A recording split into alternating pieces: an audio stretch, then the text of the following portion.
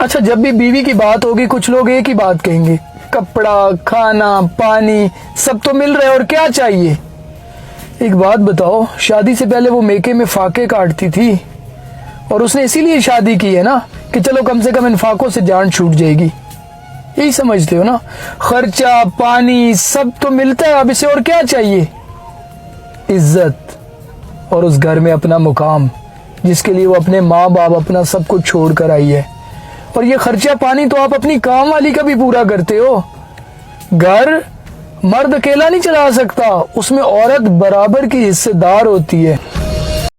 एक तल्ख हकीकत, शादी को कितने भी साल हो जाए, एक दामाद अपने ससुराल को अपना घर नहीं मानता। लेकिन शादी को 2 दिन हुए हैं, बहू अपने मेके मिलने गई है, शाम होती है, कहती है अच्छा घर चलती हूँ। ये है औरत, 2 दिन में उसका घर बदल गया। सबसे बड़ा नशा किसका है? शराब का, चर्स का, इंसान का।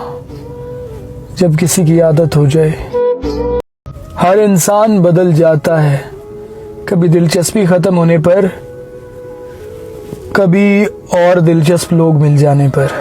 आप जानते हैं हर किसी के फोन में एक नंबर जरूर होता है जिस पे चाहकर भी हम ना कॉल कर सकते हैं ना ही उस नंबर को डिलीट कर सकते हैं।